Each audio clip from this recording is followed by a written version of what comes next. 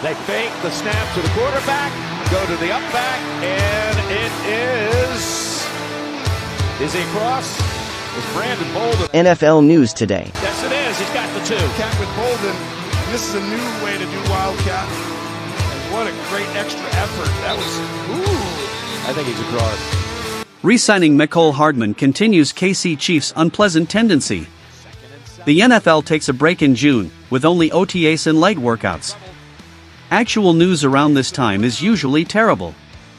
As training camp approaches, veterans on the market are called in, and the Kansas City Chiefs re-signed wide receiver Mecole Hardman to a one-year deal Thursday afternoon. Hardman's one-year re-signing shouldn't be seen as much more than battle for the bottom of the depth chart. For a few paragraphs, I'll ignore my previous statement and study the Hardman signing. In mid-June, why not? The Kansas City Chiefs aren't benefiting from Mecole Hardman in 2024. Mecole Hardman is not my favorite football player. Hardman's Super Bowl touchdown catch seems to have removed his playing limitations, which is excellent. Has anyone watched Mecole Hardman in the past 5 years? This signing follows Brett Veach's tendency of trying to get the most out of a past acquisition that no one else values. Personally, I find it annoying. This summer, Kansas City signed running back Clyde Edwards-Helaire for a one-year deal after a quiet free agency. Frank Clark also lived past his expiration date. However, Hardman and CEH have underperformed as Chiefs. Both showed early promise but regressed or stayed the same over the years. A few players in purgatory. They're not good enough to go far, but they've earned enough trust and goodwill in Kansas City to keep receiving gigs. Last year, Hardman briefly played for the Jets before being benched and dealt back to Kansas City. After the Super Bowl, he sounded entitled on a podcast, criticizing the Jets and blaming his failure on the situation. Hardman is entitled to criticize the Jets, but let's not pretend he returned to Kansas City and set the world on fire. He actually hurt the NFL's weakest wide receiver core. Hardman recorded 15 catches on 24 targets for 124 yards last year, repeating his long-term patterns.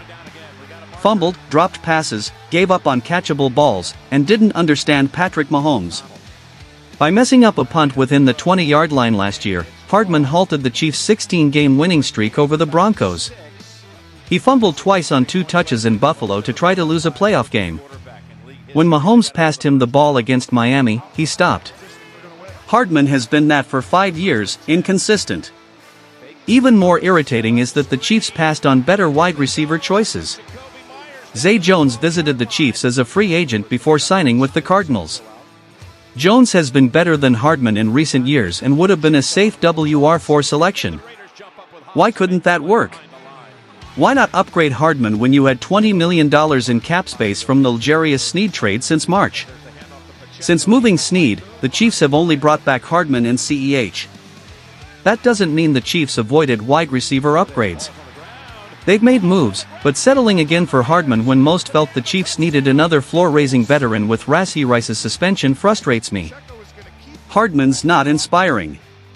I'll say this before everyone says, "Why are you complaining about someone who will be the Chiefs' WR5/6, or accuses me of overreacting to such a small signing? If Mecole Hardman were a WR5 or WR6, that would be okay." How many times have we offered the exact plan only for Hardman to get the ball in a crucial season moment? Last year, Hardman was only a depth wide receiver and nearly sacrificed the season against Buffalo. If you like Hardman on this team, don't be furious in October when he returns and fumbles a punt to lose a game. It's inevitable. Hardman may not make the team, but I've seen this movie too many times to know what will happen. and boy, what a great decision to bring him in.